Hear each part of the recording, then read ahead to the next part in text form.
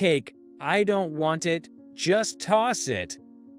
On my birthday, he said that and, unbelievably, went on a trip with his mistress. I had hoped this would be our last chance, but it's unfortunate. It seems I can't live with him anymore. Understood. Then I'll throw away the cake, as you say. Your cherished belongings too. And then I'll discard the one thing that's utterly useless to me.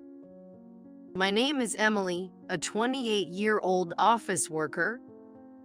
My husband, Jack, also works at a different company. We don't have kids. My husband and I met a year ago. It was at a mixer organized by a senior colleague from my company. I'm plain, a bit overweight, shy, and introverted. My hobby is reading comics. I'm a total homebody. Honestly, I was only invited to the mixer to make up the numbers, and I knew it. So, I didn't engage much and just sipped my drink in a corner. Yet, Jack, the most handsome and outgoing guy there, inexplicably started talking to me. He's into traveling and collecting vintage vinyl records. He shared interesting stories about his travels and old music. When leaving, he asked for my contact information, and despite my confusion, we exchanged our chat details. The very next day, I received a message from him. He said, "I want to meet just the two of us next time." I was so surprised. I initially thought it might be some kind of prank, but I was happy, so I agreed, and we later went out for a meal. After that, he asked me out frequently, and eventually, he confessed his feelings. Having never had a boyfriend, I was thrilled by my first ever confession and accepted. 3 months into our relationship, he proposed, and we got married. I thought it was a dream, a dull person like me marrying such a wonderful man, and believed a happy life was starting. But the moment we got married, Jack's attitude completely changed. While dating, he was extremely kind, but after marriage, he dumped all the housework on me. When he got home from work, he just watched TV or listened to records in his room, lazing around. He often wouldn't respond when I called for dinner, likely due to the loud record music, which was frustrating. On weekends, he'd leave me alone and go out, saying he had plans with friends or colleagues. When I asked for some help with housework, he'd retort, "I'm working, aren't I?" When I said, "I work too. I just wish you'd help a bit with the chores and your days off," he snapped, "I'm busy with my social life on weekends. Unlike you, I'm not a loner." That last remark was harsh, wasn't it? Sure, I'm introverted and have few friends, but to say that to my face was just rude. I thought that, but didn't want to argue more, so I kept quiet. Gradually, Jack began to criticize how I did housework and even hurled insults like, "You should be grateful a great guy like me married a plain and overweight woman like you." I believe a truly good man wouldn't say such things and would help with household chores. If he has complaints about my cleaning, I wish he'd at least clean his own room. He takes care of his record collection, though. Also, I love reading comics and have collected many, but one day I found that my comics on my bookshelf were all gone. I asked Jack, fearing the worst, and he said, "I threw them out because they were in the way." I protested, but those were important to me. Some of them are out of print and hard to find now. He said, "Your comics have been overflowing from your room to the living room bookshelf. Besides, you should stop such a childish hobby like comics. It's terrible to criticize someone's hobbies like that. And even more, throwing them away without my consent is unforgivable. If he was going to be so cruel and abusive, why did he marry me?" Jack probably just wanted a free housekeeper. He must have targeted me at the mixer because I seemed submissive and compliant. Realizing this, I cried in bed at night. Right now it's okay, but if we were to have kids, I seriously worry about the future. One day, while thinking this, my friend told me, I saw Jack with a woman who wasn't Emily, walking arm in arm in the hotel district yesterday. Yesterday, Jack said he was going out because he had a plan with his friend. I thought it was a male friend, and couldn't understand why he would lie and meet a woman. Could it be an affair? Thinking this, I hired a private investigator. And as expected, it turned out Jack was cheating. The other woman was his junior at work, named Jennifer. He had been cheating since right after our marriage, and most of the times he said he had plans with friends or colleagues. It was actually dates with Jennifer. I'm doing all the housework, and he dares to do this. I'll divorce him, I thought, and even consulted a lawyer. But still, I couldn't bring myself to hate Jack, who allowed even a plain and boring person like me to experience the dream of marriage, if only for a short while. So, I decided to give him one last chance. This Saturday is my birthday. If Jack celebrates it with me, I'll reconsider the divorce. During dinner, I said to Jack, "Jack, do you remember what day it is this Saturday?" What Saturday? Was there something? I was a bit shocked that he completely forgot. At this point, I had no expectations, but still continued the conversation. "It's my birthday." Oh, that's right. "Yes, and since it's a holiday, I was planning to buy a cake for us to eat together." Yay. "Okay? Promise me. Don't make any other plans, okay?" I told Jack emphatically as I got a curt response. Then came the Friday before my birthday. While we were having dinner, Jack said, "I have to go on a business trip tomorrow." "What? Tomorrow is my birthday. We promised to eat cake together. I've already made the reservation." He replied, "What can I do? It's work. You should be more understanding of your husband's job. Anyway, I'll be away for 2 days, returning Sunday evening. Pack my bags for me." "What about the cake I reserved?" I asked. Then he callously said, "I don't need it, just throw it away." What is that? I went to the trouble of reserving a cake for my special day, and he dismisses it so easily. That's terrible. But is it really a business trip? Suspicious, I checked his phone while he was in the bath. And there it was, an exchange with his mistress. How about going on a trip this Saturday, just for 2 days? Sounds great. I'd love to go to a spa resort, like Ashland maybe. Okay, I'll book a hotel. By the way, does your wife suspect anything? All good? It's fine, she's clueless. Actually, this Saturday is Emily's birthday. She wanted to celebrate together, but it's a hassle, and I don't want her asking for presents or anything. So, I thought I'd go on a trip with you. Wow, that's awful. Poor wife. I was so shocked I nearly cried, but managed to restrain myself and took a photo of their conversation with my phone. I didn't even want presents or anything.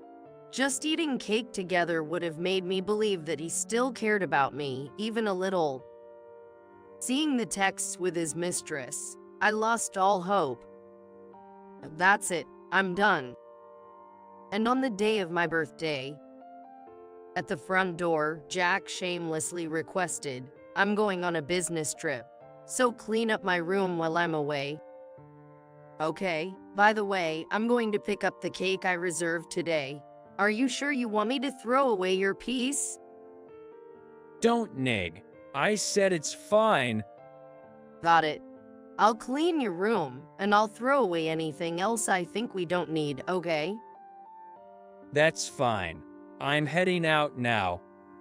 He said, and left for his trip, which was not a business trip, but a getaway with his mistress.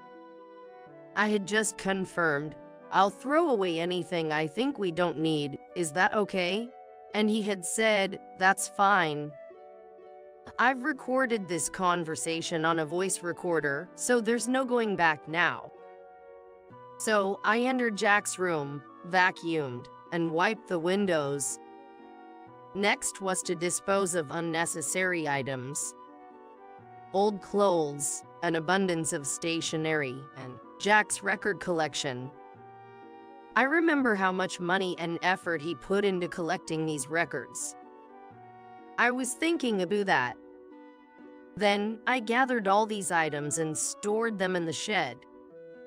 Then I placed the filled out divorce papers on the living room table and left the house. Well, it's my special day, I'll enjoy it my way. First, I went to pick up the cake I reserved.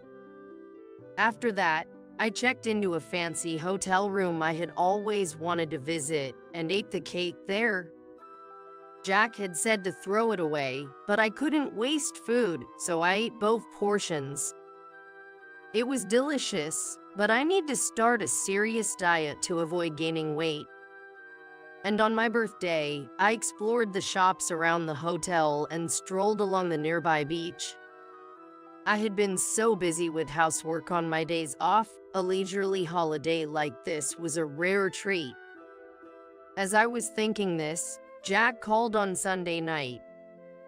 I didn't really want to answer, but I did. Hello? Hey, where are you? I came back from my trip and you're not home, and dinner isn't ready. How annoying. He's ruining the elegant atmosphere of this lovely hotel. Right now, I'm staying at a hotel for a reason.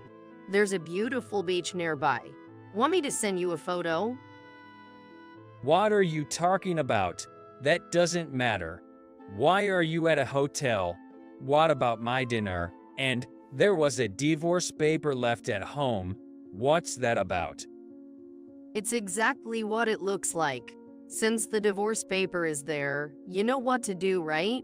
You're not planning to make a paper airplane out of it, are you? Not that stupid, right? Just write your name and submit it to the office. You want a divorce? Yes? Honestly, I'm fed up. You always leave me alone on weekends to hang out, never helping with housework.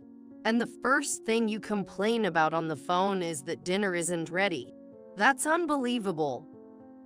What's that? And when I checked the room, my record collection was gone. What did you do with them? Oh, the records. I threw them away.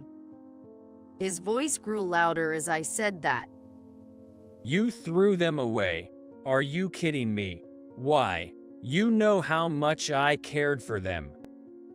But you said it was okay to throw away anything I thought we didn't need when you left for your trip. So I threw them away. Want to hear the recording of that conversation? I have it on a voice recorder. You also threw away my comics, remember? That's because. Anyway, don't just leave divorce papers and go. Fine. Let's meet once and talk about it.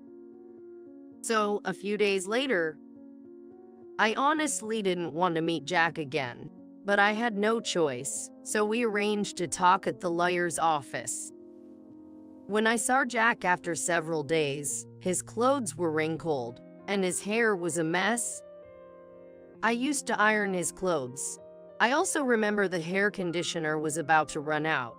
Maybe that's why his hair is a mess, but he should buy his own conditioner. Seeing him so disheveled, I wondered why I ever liked him. Good.